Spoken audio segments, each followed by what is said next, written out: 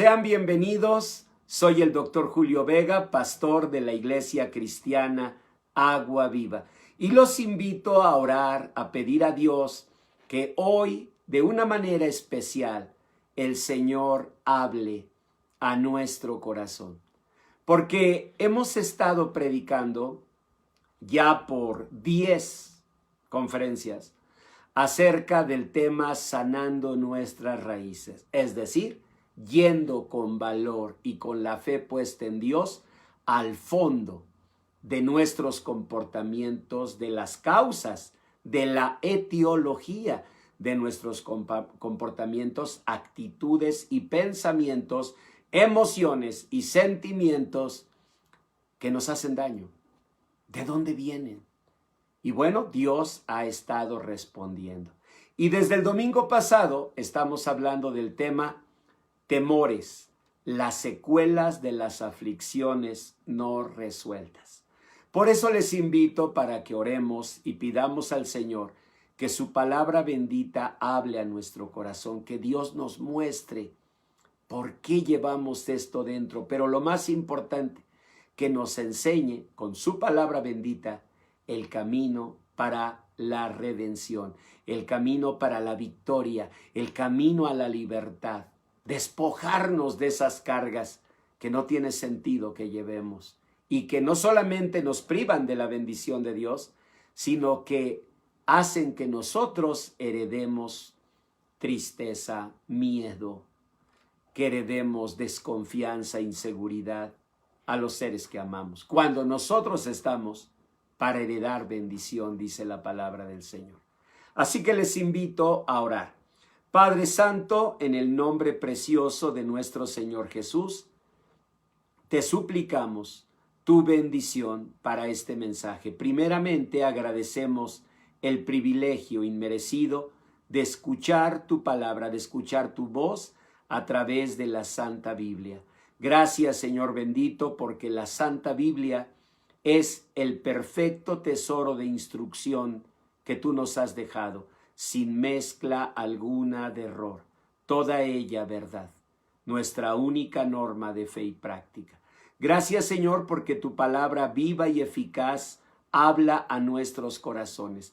Hoy te pedimos en el nombre de nuestro Señor Jesús que la unción de tu Espíritu Santo acompañe a tu palabra y tu palabra bendita sea puesta en nuestro corazón y tú, Señor, produzcas la transformación de nuestra vida para vivir en tu voluntad y ver tu gloria y tu bendición. Yo te ruego especialmente por aquellos de nosotros que batallamos con temores, con inseguridades, con miedos, que tú, Señor, nos des plena libertad y bendición en el nombre de Jesús. Amén. Amén. Gloria a Dios. Bueno, pues vamos a la palabra del Señor. Les comentaba que la Biblia revela que los temores derivan de aflicciones no resueltas. Muchas personas cometen el error de pensar que sus temores derivan de un tipo de personalidad, como decir, bueno, pues así nací. No, la Biblia revela que hay un proceso destructivo que comienza con las aflicciones. Lean por favor ahí en el Salmo 88, página 1, versículo número 13. Es la primera lectura de nuestras hojas de mensaje. Salmo 88, 13.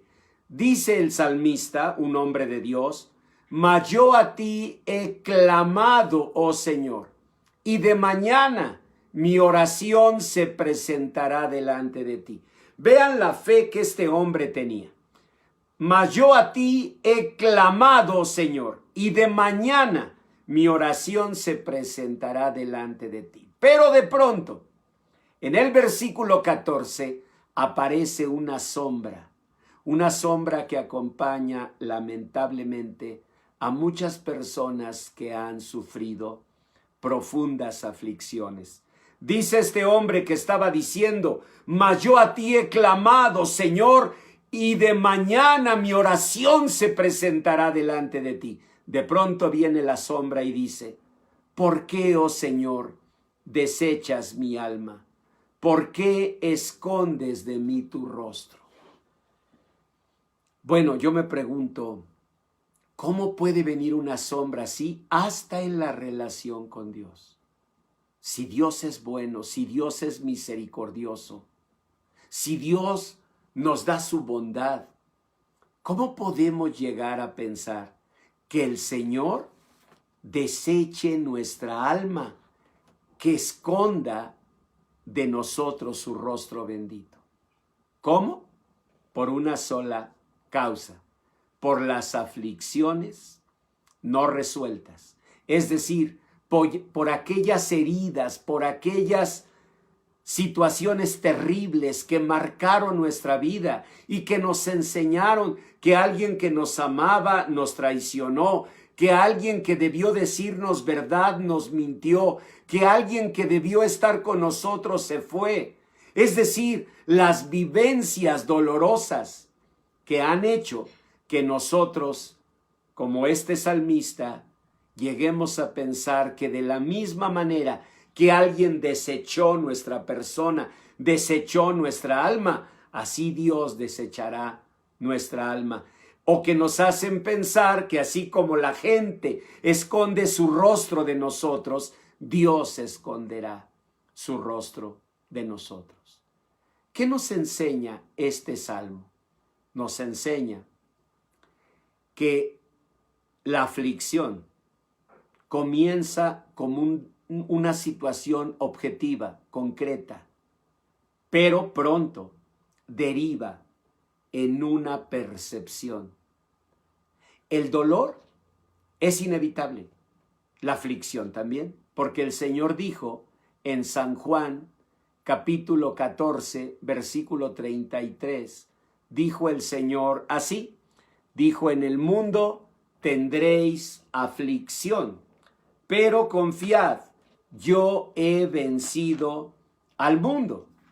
El Señor Jesús lo dijo muy claro, en el mundo tendréis aflicción, pero confiad, yo he vencido al mundo.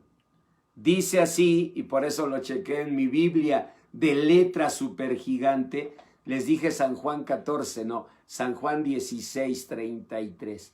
Ya checada en mi Biblia de letra súper gigante, o sea, apenas para mis ojitos. Bueno, San Juan 16, 33. Allí dice la palabra de Dios esto, en el mundo tendréis aflicción. Así que la aflicción es inevitable. Si no es una situación, será otra. Pero nosotros vamos a enfrentar a lo largo de la vida situaciones adversas, difíciles. Ahora, lo importante es que esa aflicción no se convierta en una percepción. El dolor no lo puedo evitar, el sufrimiento sí, porque el sufrimiento es una interpretación del dolor. Entonces, aquí es lo mismo.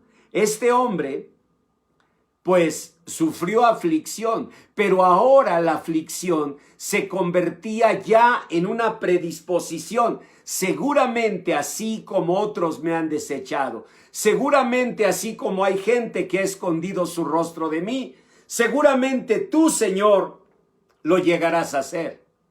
Predisposición. Pero si no te cuidas, pasa a vulnerabilidad. Tu misma persona ya se vuelve una persona necesitada y de allí medroso, o sea, lleno absolutamente de temores. Vamos a leerlo en la palabra de Dios. Dice el verso 14, Salmo 88, 14. Dice, ¿por qué, oh Señor, desechas mi alma? ¿Por qué escondes de mí tu rostro? Y ahora viene la explicación bíblica de cómo este hombre llegó a sentir eso. Yo estoy afligido. Todo comienza con una aflicción. Lo importante es que esa aflicción siempre se mantenga como tal, como una situación concreta de la vida, como una situación objetiva que no es mi persona.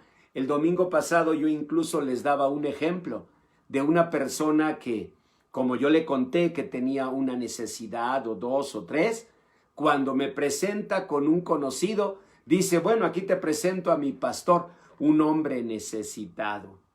Este es un hombre necesitado. Pues yo voltearía, ¿cómo así? ¿Cómo necesitado? ¿Por qué me llamas necesitado? Pastor, usted me acaba de contar que tiene una aflicción. Puedo tener una aflicción o necesidad, o 3, o 5, o 10, pero yo, mi persona, no es la de un necesitado.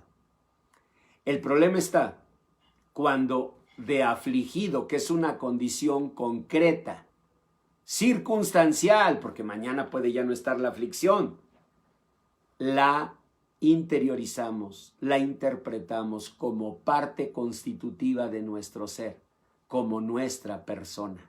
Y entonces sí tenemos un problema, porque dice la Biblia, yo estoy afligido y menesteroso, o sea, ya la aflicción la llevó a un plano personal, ya la llevó a sentirse necesitado, y de allí, pues lo que sigue. Desde la juventud he llevado tus terrores, he estado medroso. Medroso no es una palabra que usemos en el lenguaje corriente, pero significa asustadizo en gran medida. Nosotros usamos temeroso, temerosa, miedoso, miedosa, pero la Biblia dice cuidado, porque no son sinónimos. Medroso significa específicamente alguien en cuya persona los temores ya se instalaron hasta hacer su propia personalidad. En otras palabras, las aflicciones, las heridas que no cierran, que no las cura Dios, que no cicatrizan, que no sanan, terminan siendo prisiones. Y yo sé que algunos dirán, pastor, ¿no es un poco exagerado decir prisiones? Bueno, vamos a verlo en la palabra de Dios. Vamos al Salmo 7, que está al final de la página 1 y al principio de la página 2 de sus hojas de mensaje. Salmo 107. Vamos a ver qué dice el Señor de personas que como tú y como yo vivimos aflicciones y se nos hace fácil quedarnos con esas heridas. Dice, anduvieron perdidos, es el Salmo 107, versículo 4. Anduvieron perdidos por el desierto, por la soledad sin camino, sin hallar ciudad en donde vivir. Hambrientos y sedientos, su alma desfallecía en ellos. ¿Lo ven? Fíjense, hambriento y sediento es una condición objetiva. Yo estoy seguro que hasta podría medirse, ¿verdad? Con pruebas clínicas, el grado de inanición que una persona podría presentar. Hambriento y sediento es una condición objetiva. Pero ¿qué dice que ocurre de inmediato? Su alma desfallecía en ellos. Es decir, la relación tan profunda que hay entre cuerpo, alma y espíritu hace que lo que suceda en una región de nuestra existencia impacte a las demás. Y entonces un hambriento y sediento que está enfrentando una gran necesidad, pronto puede pasar en el impacto a su alma. Yo recuerdo un día en que en McAllen, Texas, estaba hospedado en un hotel, andaba ya predicando la palabra del Señor con algunos amigos allá, el pastor Armando Vera, la doctora Vera y otros amigos, andábamos Roel y Elvia, andábamos por allá y estaba hospedado en un hotel y fui al coche en la mañana para sacar algunas cosas de la cajuela. Estaba yo en eso cuando dos indocumentados estaban detrás de mí. Entonces volteo y me saludan y bueno, me pidieron alguna ayuda económica, ¿no? Y entonces en lo que yo buscaba la ayuda, así agachado. Porque le pregunté, ¿de dónde vienen? Y él dijo, uno de ellos dijo, de Oaxaca. El otro señor dijo, yo de Veracruz. Entonces yo estaba con la búsqueda y así, sin voltear, les digo, ay, Oaxaca, las aguas de Doña Casilda, la de Tuna, ahí en el mercado principal. Les digo, el tasajo, no, las clayudas. Y yo así buscando, ¿no? Hablando. Cuando levanto los ojos, el hombre de Oaxaca tenía ya todas sus lágrimas corriendo. Le dije, ay, discúlpeme. No, me dijo, no se preocupe, al contrario. Me hizo recordar el mercado. Ahí crecí de niño. Le digo, me imagino. Le digo, ¿conoció las aguas de Doña Casilda? Hombre, ¿cómo no? No, hombre, y allá, puro Dr. Pepper ahí en McAllen. ¿Qué se toma uno así sabroso? Nada. ¿Ven? Dr. Pepper nada más. Pero me impactó mucho porque fue así, ¿verdad? O sea, la evocación de aquel mercado donde creció de niño. Hagan de cuenta como si yo recordara Plaza Satélite, ¿no? O ustedes el mercado de la Moctezuma, cada quien. La evocación de ese lugar, así, delante de una persona desconocida. La relación es muy profunda y aquí lo vemos en la palabra de Dios. Dice, estaban hambrientos y sedientos, pero ¿qué comenzó a pasar? Su alma desfallecía en ellos. O sea, esto es lo impactante. Una cosa es tener una aflicción. El Señor dijo, San Juan 16:33, en el mundo tendréis aflicción y aflicciones vamos a vivir todos. Pero cuando tú sientes que tu alma desfallece, me refiero a depresión, a desánimo, a desesperanza, ansiedad, angustia. Cuando tú empiezas a sentir en serio que interiormente te estás apagando, ¿qué debes hacer? Aquí lo dice la palabra. Estamos en el Salmo 107, verso 6 ahora. Entonces clamaron al Señor en su angustia.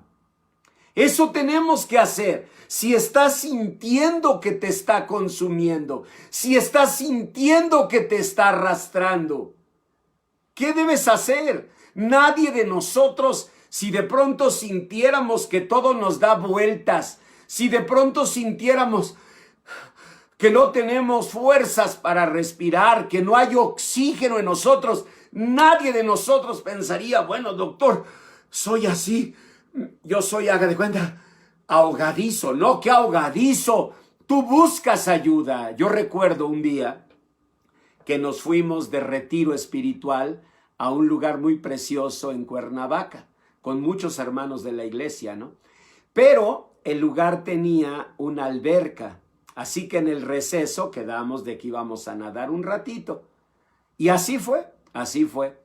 Entonces ya me pueden imaginar, surcando las aguas, velocidades tremendas de un lado al otro, ¿no? Ahí andaba yo.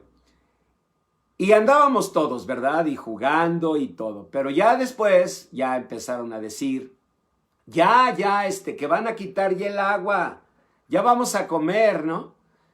Pero pues un tiburón como yo, no, pues no me quería salir del agua. Y ahí andaba yo nadando, ¿no? Empezó a bajar el nivel de la alberca. Yo no lo noté, o más bien no tuve conciencia. Y entonces seguía. Total que ya estaba yo muy cansado y recuerdo que dije, bueno, ya, la última, me salgo del otro lado, ¿no? El error que cometí fue, en lugar de hacer la última de lo hondo a lo bajito, y ya, pues si no llegas ya te paras y ya, ¿no? Hice de lo bajito a lo hondo, ¿verdad? Entonces ahí salgo, ¿no? Como un tiburón. Pero pues hasta los tiburones se acalambran. Y que se me acalambra una pierna. Me quedó inmovilizada. Bueno, pero tengo la otra, ¿no? Y ahí se siguió el tiburón surcando las aguas con una sola pierna y la fuerza tremenda de mis brazos. Lo que no tomé conciencia fue que en la orilla de lo hondo ya el agua había bajado poco más de medio metro.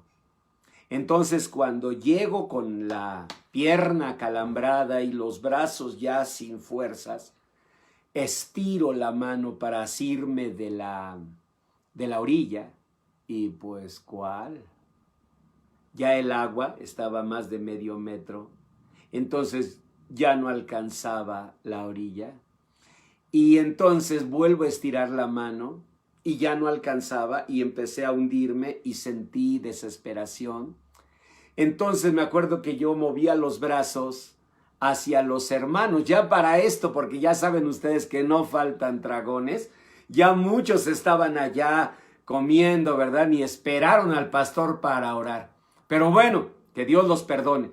Pero ahí estaban ya, entonces yo les hacía que me ayudaran, pero ellos me hacían así, adiós, o sea, pensaban que estaba jugando y luego que ni soy bromista. Entonces, yo recuerdo que me volvía a hundir y yo sentía cada vez que ya no podía, ya no tenía fuerzas ni siquiera para mantenerme a flote. Empiezas a ver una luz blanca al final del túnel y empiezas a ver tu vida pasar como una película. Y cuando estaba en esas, recordé mis clases de buceo. Ahí nos enseñaron, hagan de cuenta, a sumergirnos. Digo, no muchas profundidades, 5 o 6 metros, ¿no? Pero nos enseñaron cómo te sumerges, cómo para llegar al fondo. Incluso el maestro nos obligaba a que llegáramos al fondo, nos sentáramos, nos quitáramos las aletas, se las mostráramos, nos pusiéramos las aletas y saliéramos, ¿no? Era muy fuerte el ejercicio.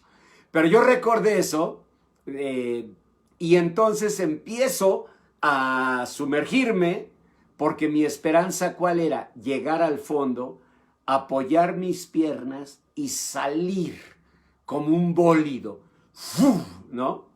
Bueno, llego al fondo, me impulso con las piernas y salgo. Tenía una sola oportunidad, ¿verdad? Yo sentí que era la última.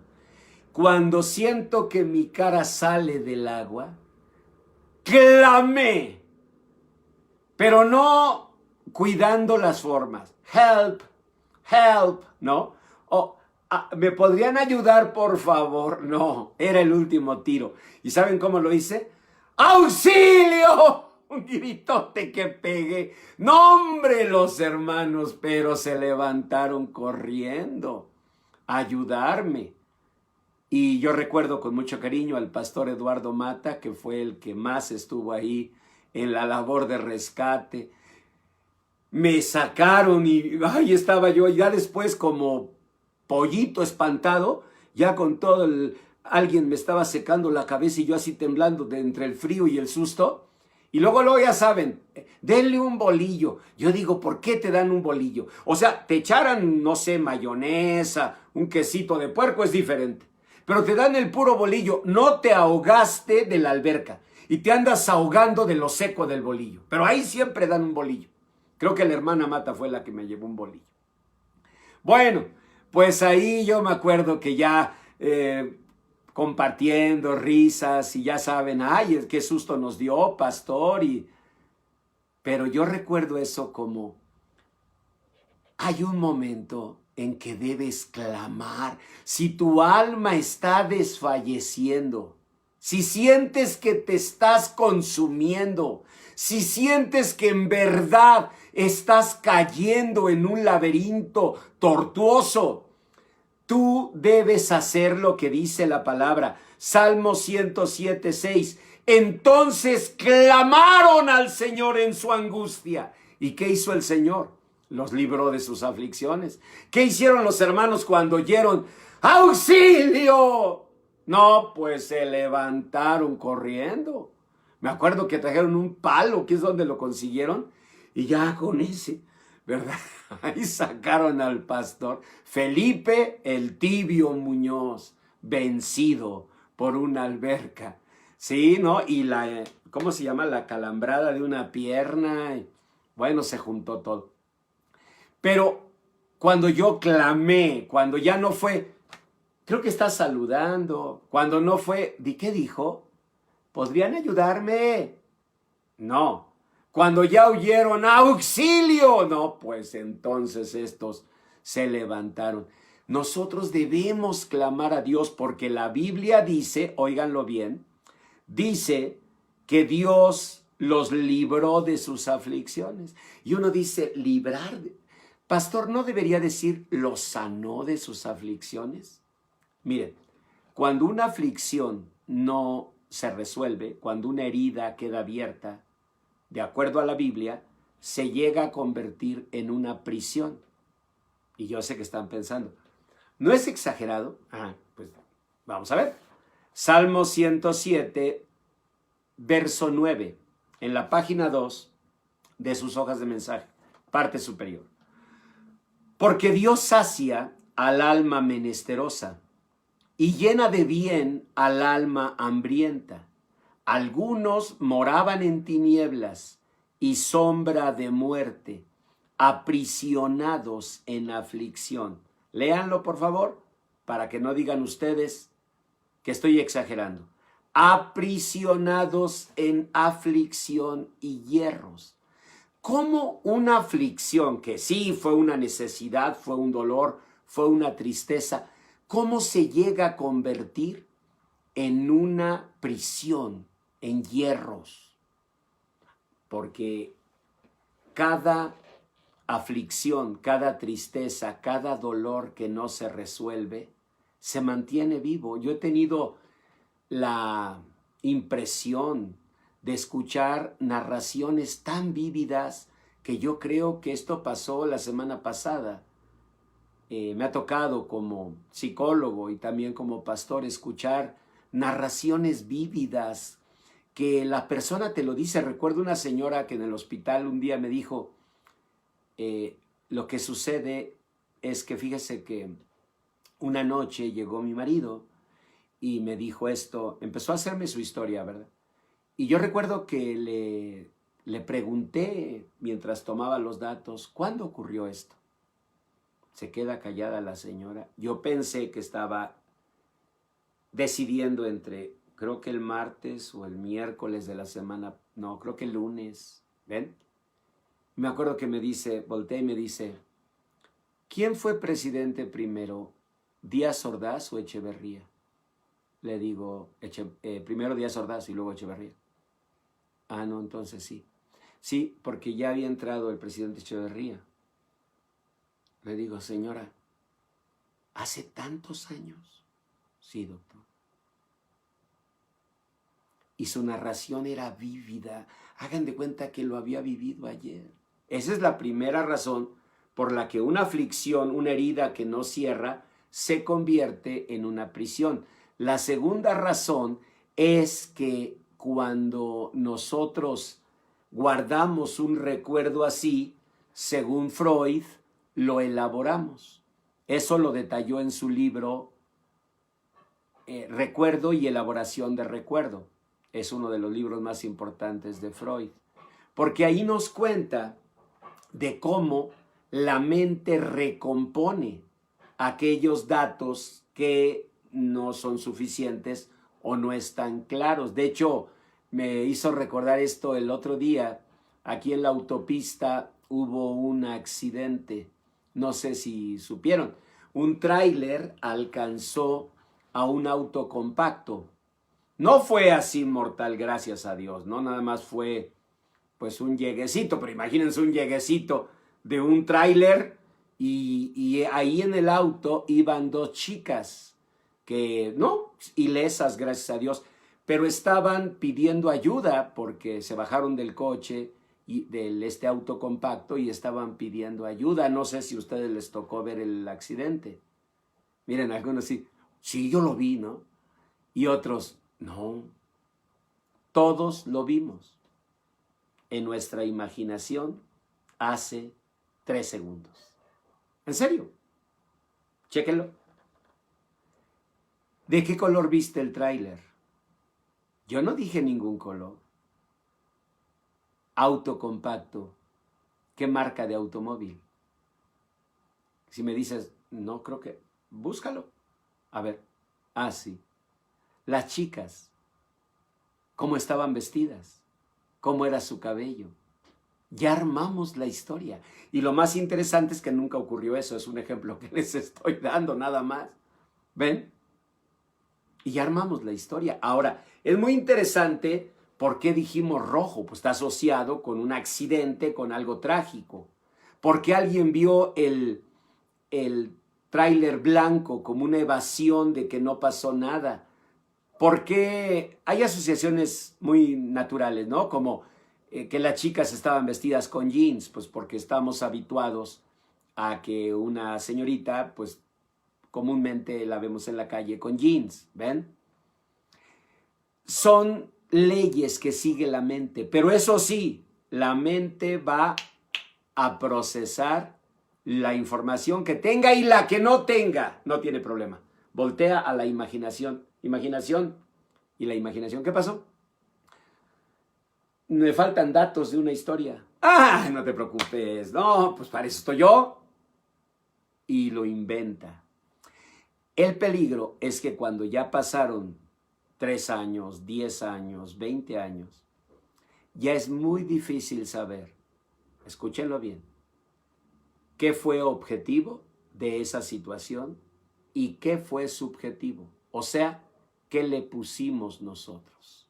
Ahora estamos convencidos de que así fue, tal como nuestra mente la tiene en memoria. Pero no todo lo que la mente tiene en memoria fue así. Es solo que no podría guardar la información de otra manera y la imaginación reconstruye, reelabora el recuerdo. ¿Para qué les estoy contando este aspecto técnico? Solo por una razón. Para que comprendamos la urgencia, la importancia de venir al Señor y de decirle, Señor, yo no quiero que, aparte de todo, aquello que yo sufrí, que me lastimó, ahora se convierte en una prisión, en hierros, que mi alma desfallezca. Exactamente, eso es lo que no debes permitir, porque escucha, la aflicción que tú sufriste, que yo sufrí, fue maldad de otros. Pero esto sería un daño de ti misma, de ti mismo contra ti. ¿Por qué? Pues porque dejaste la herida abierta. Como ver a una persona, les decía el domingo pasado, con una herida ya putrefacta. Imagínate en un hospital, ¿qué le dirían? Óigame, señor, ¿pero dónde tenía usted la cabeza?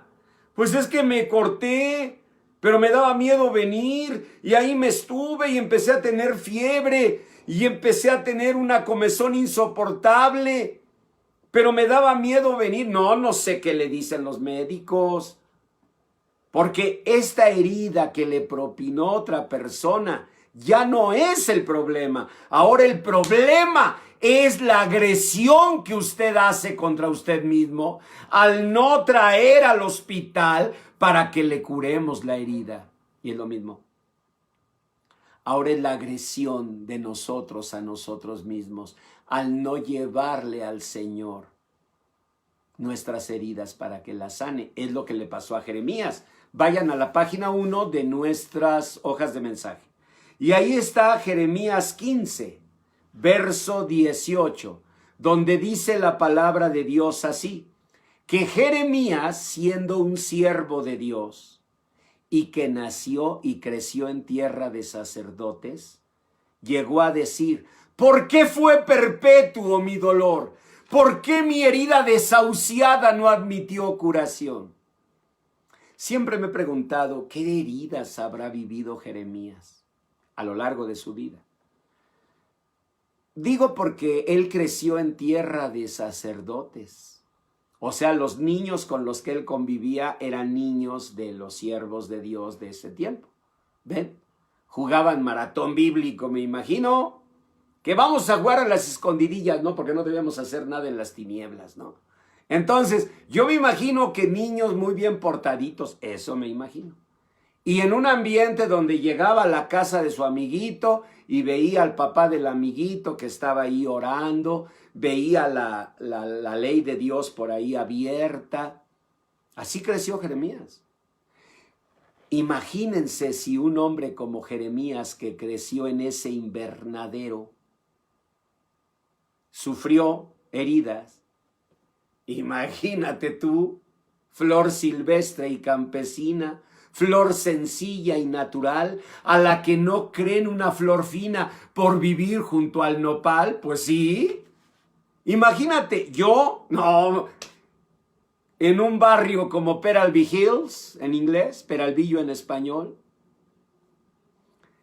niños y niñas que crecimos en un ambiente de violencia intrafamiliar, violencia social, que crecimos en lugares de promiscuidad, de abandono de padres. Y Jeremías dice, ¿por qué fue perpetuo mi dolor? ¿Por qué mi herida desahuciada no admitió curación? Serás para mí como cosa ilusoria. Ahí está la clave. Hebreos 11:6 dice muy claro, el que se acerca a Dios es necesario, 1, que crea que le hay, 2, que crea que es galardonador de los que le buscan. Si alguien se acerca a Dios y no cree que le hay, pues bonita cosa. O póngale, dice, no, yo sé que Dios existe, pero Él no bendice a personas como yo. No, pues ya no cumpliste Hebreos 11:6. Hebreos 11:6 dice, es necesario que el que se acerca a Dios, 1, crea que le hay, y 2, crea que es galardonador de los que le buscan. Imagínate que tú estás viviendo una necesidad. Tienes que hacer un pago, pero ahorita, de 3,000 pesos, o tienes un problemón. Y no tienes los 3,000 pesos. Tu mente empieza, ¿quién? Ahora sí que ¿quién podrá ayudarme, no? Empiezas a pensar y de inmediato tiene que venir tu mente a 2 condiciones. 1, que la persona esté. Imagínate que alguien te dice, pues fíjate que yo tengo un primo que nos podría ayudar, pero pues vive en Canadá. No, pues ahí donde lo agarramos, ¿no? Tiene que ser alguien que esté. Es necesario que crea que hay Dios. Y segundo, que es galardonador de los que le buscan. Porque te dice otro, no, sí, bueno, conozco a otra persona. Él sí vive aquí en Izcalli. Ah, pues, pero no tiene ni siquiera para su propio alimento. Me pidió ayer 500 pesos. No, pues entonces olvida. Necesitamos a alguien que esté y que pueda ayudarnos. Ayer mi familia y yo enfrentamos una necesidad muy grande. No de dinero, pero sí de ayuda. Y quiero agradecer a Don Miguel Pineda, porque desde ahora es Don Miguel Pineda, Don Miguel. Y le encargo a Sonia, a su esposa, y a sus hijitas, Ale, a Sonia, a su hijo, que todos le llamen Don Miguel. Señor Ricardo, por favor, Don Miguel.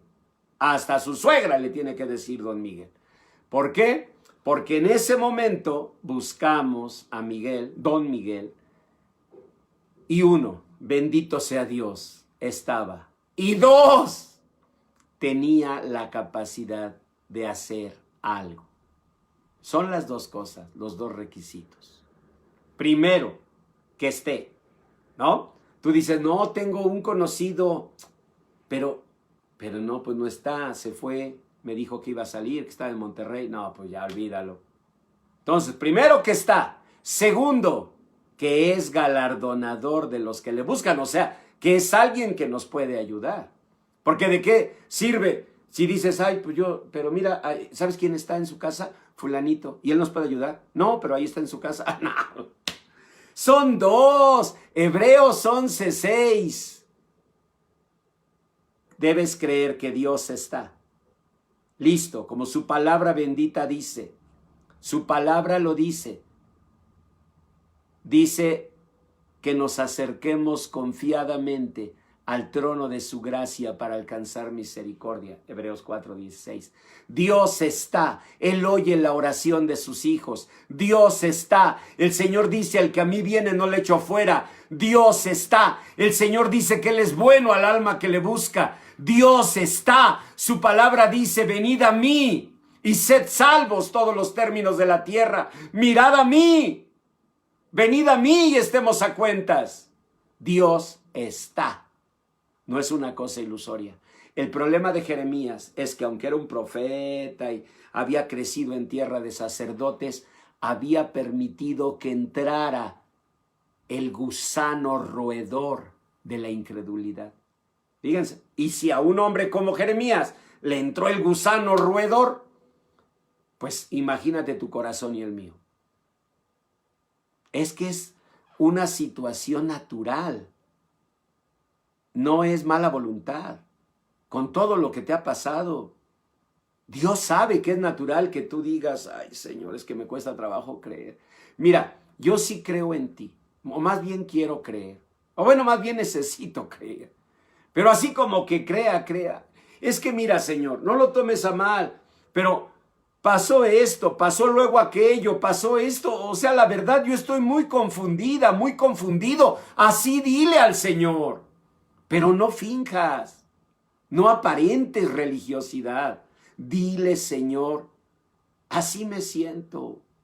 En verdad, yo sí quiero creer, pero sí me cuesta trabajo, porque sí creo que existes, pero luego digo, ay, has de escuchar a otras personas, a mí no.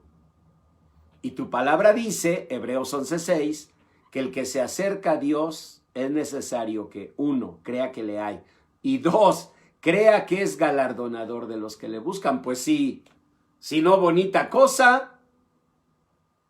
Así que vamos a ver qué sucedió en dos casos. Vayan a la página 2 de las hojas de mensaje. Quienes no tienen hojas de mensaje, vayan a San Marcos capítulo 5.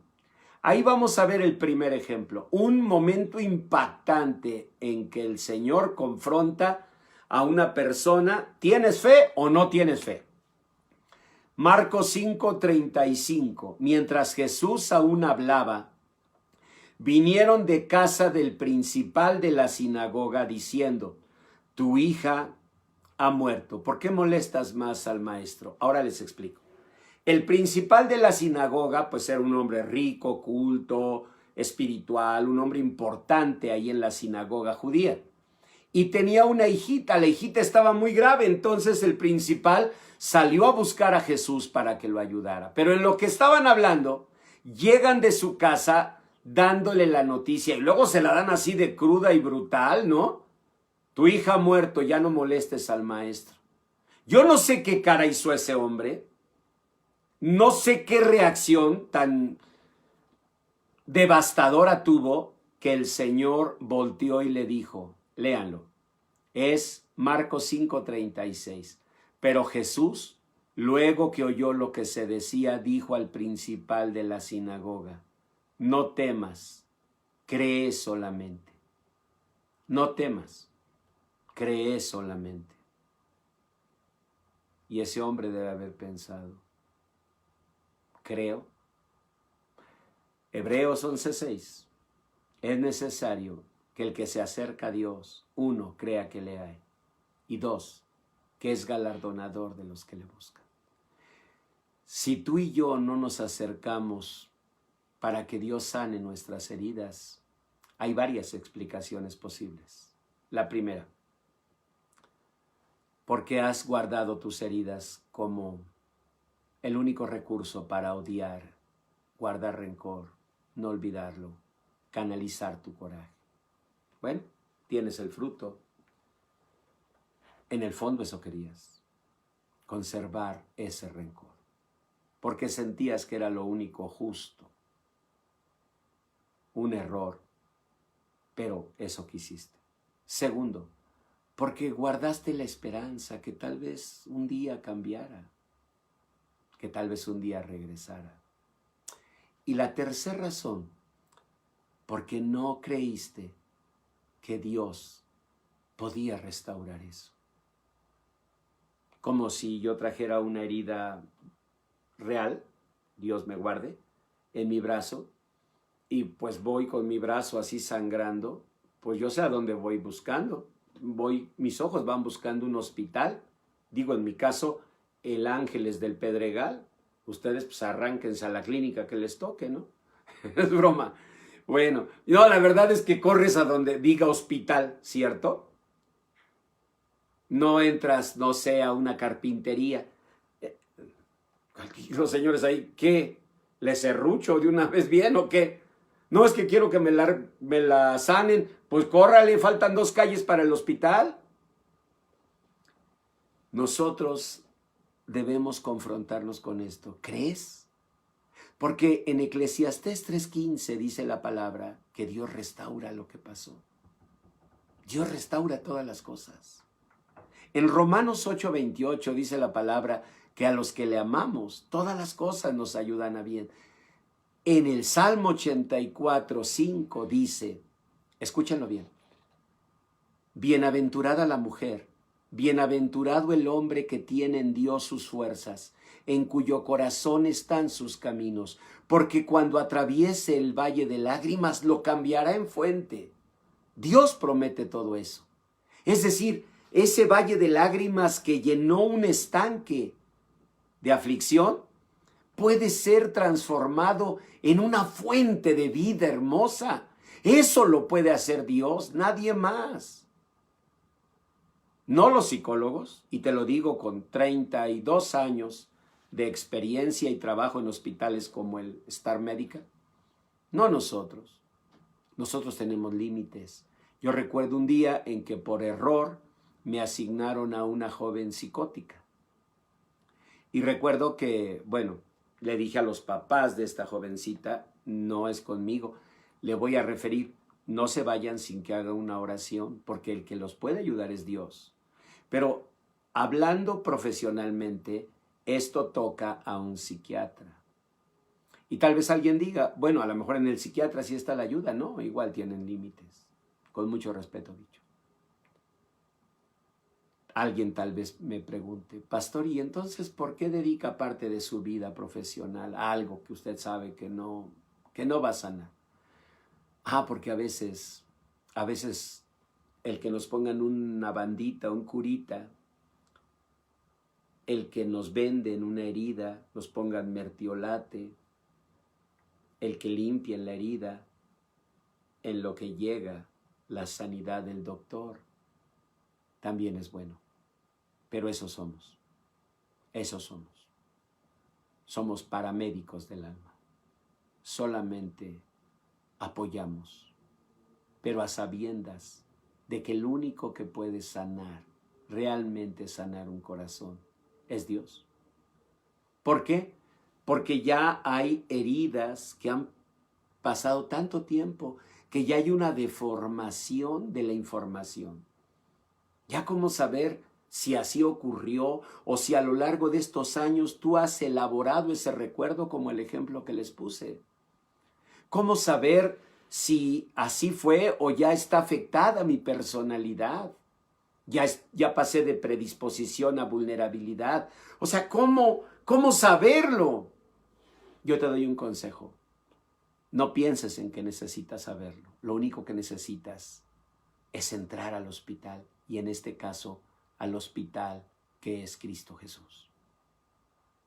Si yo llevo una situación así desgarradora aquí en mi brazo, yo no necesito saber los niveles de la piel, no necesito saber la interacción del hueso con la piel. Yo lo que necesito es correr a un hospital. Tú y yo lo que necesitamos es llegar al Señor. Y claro, nos vamos a encontrar con esto. No temas, cree solamente. Vean el otro caso, el caso de un papá también. Él tenía un hijo que tenía un espíritu y cuando quería lo echaba en el fuego, luego en el agua para matarle. Estamos en Marcos 9:22, San Marcos 9:22. Y dice que llegó y le dijo a Jesús, si puedes, a Jesús, nuestro Señor le dijo, si puedes creer, al que cree todo le es posible. ¿Ya vieron? Lo mismo que le dijo al otro papá, no temas, cree solamente. Aquí le dice, si puedes creer, al que cree todo le es posible. ¿Y qué hace este papá? E inmediatamente el padre del muchacho clamó y dijo, creo. Pues sí, si le está diciendo Jesús que el requisito es creer, ¿qué dice él? Creo. Pero ¿qué añadió de inmediato? ayuda mi incredulidad. ¿Saben por qué lo bendijo el Señor? Por eso, por esa sinceridad. Él no dijo, sí creo, Señor, claro que creo en ti, con todo mi corazón creo en ti. No, esas poses religiosas, eso no le gusta a Dios. Él ama la verdad en lo íntimo. ¿Y saben qué amó? Que Él gritó, creo, ayuda mi incredulidad, que fue como decir, Señor, creo, pero ya no creo. La aflicción puede haber hecho estragos en nuestra fe. Eso le pasó a Jeremías. Vuelvan a Jeremías, página 1 de nuestras hojas de mensaje. Jeremías 15. Dijo, ¿por qué fue perpetuo mi dolor? ¿Por qué mi herida desahuciada no admitió curación? ¿No será que eres para mí como cosa ilusoria? Pues ahí estaba. Dejó de creer. Jeremías no creía y no creía, como tú y yo, que en parte creemos y en parte dudamos, que en parte creemos y en parte la verdad es que sí es difícil, pastor. Han sido muchas cosas. Ese corazón, así como está, así ponlo delante de Dios. Dile, Señor, ayuda a mi incredulidad. Dile, Señor, yo no sé, yo he guardado tantos años este recuerdo, ya no quiero, porque es una prisión, porque me va a llevar a ser medroso, medrosa, y tu palabra dice en Deuteronomio 28 que los medrosos los corrían del ejército porque ellos apocaban el alma de los demás. Y yo no quiero apocar el alma de mis hijos, yo no quiero apocar el alma de mi familia. Yo necesito libertad, sanidad. Eso tienes que hacer. Cuando Jeremías le dijo a Dios esto, vean Jeremías 15:19, la respuesta de Dios. Por tanto, esto contestó el Señor. Jeremías, si te convirtieres, yo te restauraré, y delante de mí estarás. Y si entresacares lo precioso de lo vil, serás como mi boca. Si entresacares lo precioso de lo vil, serás como mi boca. Conviértanse ellos a ti, y tú no te conviertas a ellos, y te pondré por muro fortificado de bronce. Pelearán contra ti, pero no te vencerán. Y saben una cosa, el Señor nos da una palabra muy hermosa. Vean la página 2 en el mero final. Es el Salmo 76, versículo 9 y 10. Sé que no lo están encontrando, porque no anoté Salmo 76. Puse el texto, pero no puse la cita. ¿Por qué sería? ¿Será que al pastor se le olvidó? ¿Será que ya está viejillo y se le olvidan las cosas? ¿O será que él quiso que nosotros participáramos? No, por viejillo. Se me olvidó. Pero ahí la última cita es el Salmo 76. Anótenlo, por favor. Y dice así: cuando te levantaste, oh Dios, para juzgar, para salvar a los mansos de la tierra, silencio. Lo que sigue, por eso dice Selah, silencio. Lo que sigue es muy grande. Ciertamente la ira del hombre te alabará.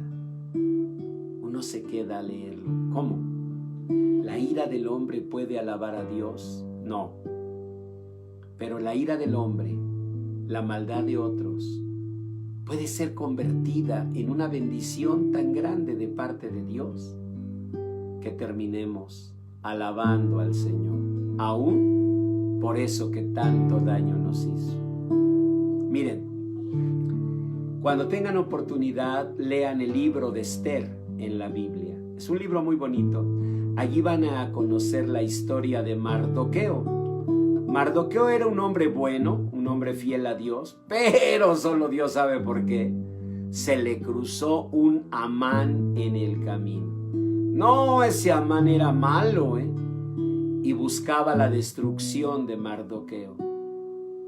Así hay Amanes y Amanas en la vida, ¿no? Hay algunas cosas que nosotros también, pues, las provocamos, así que tampoco te victimices, ¿no? Ni te cobijes en esta cobija de, ay, sí, yo creo que así. No. Tú y yo a veces provocamos eso. Pero en otras ocasiones que Dios conoce, por eso hay que ser sinceros con Dios, sí fue totalmente injusto. Bueno, de esas injusticias es de las que Dios nos va a librar. Y la ira del hombre será transformada de tal manera en bendición que el nombre de Dios será alabado. Sucedió que ese Amán fue descubierto como el hombre malo que estaba en contra del rey, aunque el Amán era pues mano derecha del rey, pero era un traidor. Lo descubren y ¿qué creen que se dan cuenta? Que toda la maldad que había hecho contra Mardoqueo era injusta. Ese Amán tenía incluso una soga para ahorcar a Mardoqueo, pues el rey mandó que tomaran la soga que Amán había hecho para ahorcar a Mardoqueo y que con esa misma soga lo ahorcaran.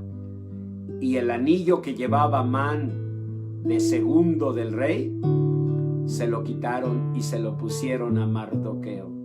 Y dice la Biblia que hubo alegría, luz para los judíos en toda la tierra. Salmo 76. Dice, ciertamente la ira del hombre te alabará. Y eso sí, tú reprimirás el resto de las iras. ¿Qué quiere decir? Que Dios no va a permitir que estemos tú y yo siendo agredidos por la maldad de otros. Él lo va a detener, Él lo va a detener. Salmo 76:10, tú reprimirás todas las otras iras y las que ya sufrí, Dios las convertirá en bendición. Entresaca lo precioso de lo vil, Jeremías. Entresaca lo precioso de lo vil, y yo te pondré por muro fortificado de bronce. Entresaca lo precioso de lo vil. No dejes que lo vil consuma tu alma. No te permitas pensar que todo ha sido espantoso y horrible, sucio, por algunas cosas que pasaron. Pueden haber sido muy duras, pero tienes que entresacar lo precioso de lo vil. Entresaca lo precioso de lo vil. Esta mujer de la que narra esta canción tenía entre sus cosas un frasco de alabastro con perfume. Era una mujer pecadora conocida públicamente, pero tenía un frasquito de alabastro con perfume. ¿Saben qué significaba eso? Que cuando era doncella también soñó un matrimonio. Las doncellas judías guardaban en un frasquito de alabastro perfume con la esperanza de un día ungir a un esposo. Esa mujer tenía un frasquito. ¿Cómo se convirtió en una mujer así, señalada, proscrita? Eso solo Dios lo sabe. No te toca a ti ni a mí saberlo. El Señor Jesús dijo, a ella se le perdona mucho porque amó mucho. ¿Sabes qué significa? Que Dios conoce las motivaciones más profundas, más secretas de nuestra vida.